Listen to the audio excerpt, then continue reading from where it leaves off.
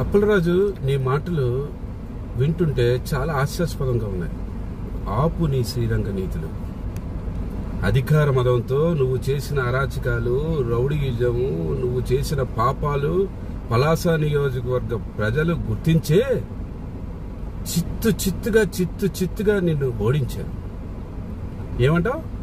Telugu Desam party నాయకులు, కార్యకర్తలు రెచ్చగొట్టి దాడులు చేస్తున్నారా? నీ కుళ్ళు కుట్రలు నాకు తెలియనివి కావు. నువ్వే దాడులు చేసి తెలుగుదేశం పార్టీ నాయకులు, కార్యకర్తల మీద మోపాలని చూస్తే, అలాగే చేస్తే ప్రయత్నం ఎవ్వరు వినే పరిస్థితి లేదు. ఒక్కసారి నీ గతాన్ని గుర్తు చేస్తున్నాను, నీ రౌడీజాన్ని గుర్తు చేస్తున్నాను. ఒక్కసారి చూడు.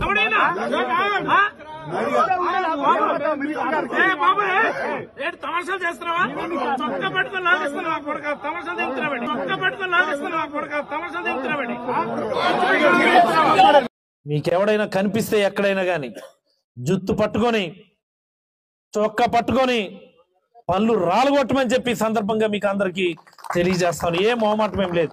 మొన్న ఒక ఇద్దరు పడ్డా ఇక్కడ రైల్వే స్టేషన్ దగ్గర. తెలుసా మీకు?